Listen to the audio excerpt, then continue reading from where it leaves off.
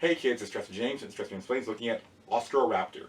So the name raptor, of course, implies dromaeosaur, which are the what we call raptors in common pop culture. The name Austro is really cool because, for those of you who don't like geography, buckle up. Let's see, we have Australia right there. So Austro means southern. And the idea is that North America, South America, Africa, so Australia is right there. And of course, meaning South, Australopithecus in Africa, the southern ape. And we have Austria here, and where is it? Austria right there in Europe. So again, it's not that far south, but it's south relative to Europe. So when I first heard about Austroraptor in a paper, I thought, oh, Australian species. But again, it's not. It's from South America. So it turns out there's a country in South America called Argentina. You may know it for its dinosaurs and culture and cool stuff. And so what's going on is that in the Rio Negro, which is right about this part here, in the Allen Formation, they found this guy. So one of my bits when I teach classes is I'll ask kids, who wants to travel when they grow up? One day, and they put their hands up.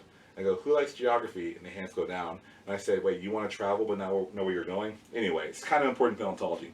So, Jurassic World has this, and again, it was shown in Prehistoric Planet recently. It's actually the week is premiering, part 2. I will just skip ahead and go straight to the official Scissors Jurassic James. And we have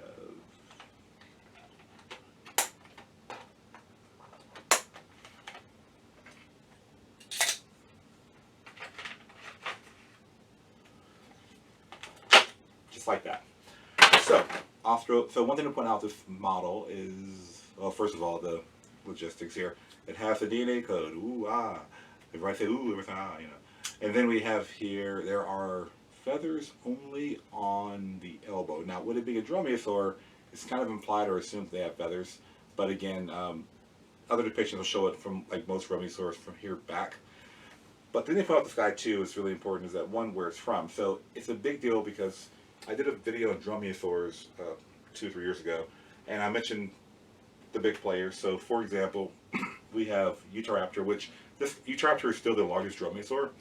This guy's pretty close to it. Actually, it's not a contender in the sense of they're like matching that, but it's pretty close. So, Austroraptor from Utah, early Cretaceous. We have Deinonychus from early Cretaceous, North America. Let's see, stand, yes. We have a very bad Deinonychus from, oh, right, companies. So the Papo company made this one. This is Safari. This is one from like Walmart. Let's see, it doesn't say, yeah, no company name. But again, this guy is like not the best. I already went over this in my last video about raptors. And of course we have there's like the Jurassic World Velociraptor, and then there's like the more realistic Velociraptor, right? So dromaeosaurs are known mainly from the Northern Hemisphere, particularly Europe and Asia, a few in Europe. But this guy is found in South America, which is a really cool thing. And the group of raptors, they're known, if you look at it, the group they're known for, it starts with a U. I'm going to spell it out loud. It's Unenlagiinae, because I have trouble spelling out loud in my head, so I wrote it down right here. And it's like Unilingia. This is a group of southern raptors, basically. Now, what makes it different is that this guy has a lower snout and his arms are shorter, which is unusual for dromaeosaurs because we associate them with grabbing things. And the teeth are different than most raptors, too, because they're more conical. So there's been hypotheses that they ate fish mainly. Bear in mind, they were discovered in 2002 and wasn't really written about or published in 2008. So this guy is kind of newer on the scene. I mean, I know many of you watching this probably are younger than those years. But the idea is that in paleontology, that's pretty recent. And so the idea is that looking at this animal, it's very different than other raptors, which you would expect in a different environment. I mentioned these two over here. Of course, I did a raptor video on Austroraptor. They had the 4 from Jurassic World Dominion. I went to a Walmart, not dollar store, Walmart, and they had this for $1.97 in tax, this Austroraptor, which is weird because it looks like a Velociraptor, the skull.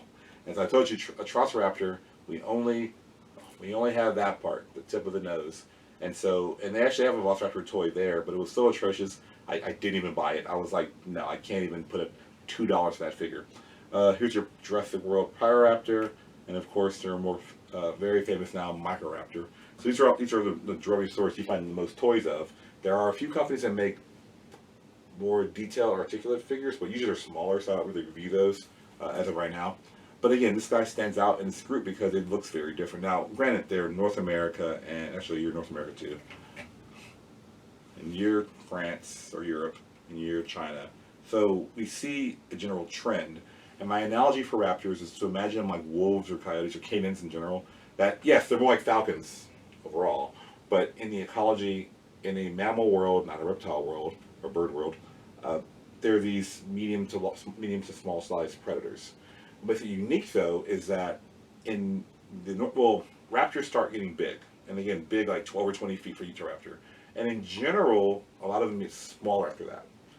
And what we see happening is that particularly with the tyrannosaurs coming in the late Cretaceous period, and being larger tyrannosaurs. Tyrannosaurs have been around since the Jurassic, but the larger tyrannosaurs get around late Cretaceous. It's kind of like the tyrannosaurs take on this like bear role, and then the raptors take on like a wolf role. They're different things, right?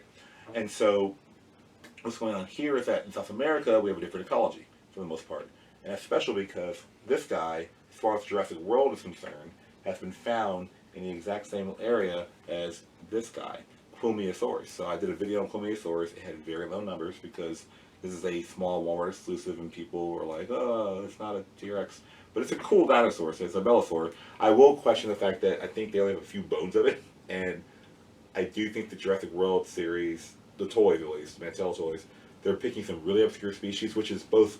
It's cool because like, oh, that's a name I know, but no one else knows really. But also it's neat, but it's kind of annoying because they are putting some weird features on them sometimes. So I'm not sure how to take that. But at the end of the day, I'd rather have a toy of something than not. And so the idea is that these guys are actually close in size. I mean, a human would be about that tall here, you know. And so they're pretty close in size. And of course, there are mini sauropods like Saurosaurus, and there are a number of South American hadrosaurs, which are kind of a newer set of discoveries. There are no toys of them, so I have a model of a poorly made Myosaurus representing that. And of course, a lot of big sauropods, titanosaurs too. So that's the environment it's found in. Whereas these guys were more around horned dinosaurs and tyrannosaurs, this guy's around Belosaurs and titanosaurs. So that's its environment. Now, what's the big deal with the animal? Again, the snout, or they found essentially part of the lower jaw, this part here, the skull, a lot of the legs, the humerus. So just the other day, one of our museum volunteers saw me. Whenever she sees me in the hallway, she'll run over to me and go, "I have questions." And so she didn't know, and I should tell you that a lot of specimens we find are like 3%, 5%, 20% of the skeleton. And she's like, "How do you know what it is from just those few parts?" Well, here's the thing.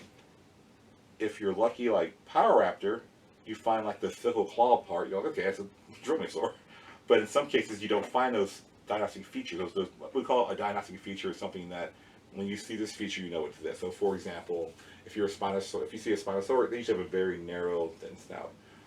If they're on their hands, there's a big, not thumb claw, but first toe. Raptors have the dromaeosaur toe, right? There's certain things you find in a dinosaur, okay, this is this. Like, you find big plates, it's like, yeah, it's probably a Stegosaurus. You find, like, armor plates, like the big flat osteoderms, and Ankylosaurus, usually. Sometimes it's Titanosaurus. But in general, there are certain things we kind of say, okay, we find this, it usually means this, right? Well, with this guy, they found enough of those parts to know that it is a dromaeosaur. But the snout is very different, hitting a different diet. And when studying any of these creatures and critters, which is why I harp on the toy makers making the skulls correct. When I draw a skeleton or I draw a critter, I always draw the skull first. Because it's everything, right?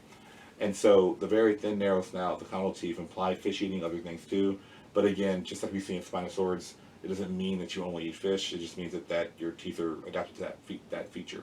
That being said, this animal's really neat, and I wish I had feathers, which is my general raptor rule, or dromaeosaur rule. I will point out that the hands are almost right. What I'm saying is, I've seen some Jurassic World figures, well, they give you the palm.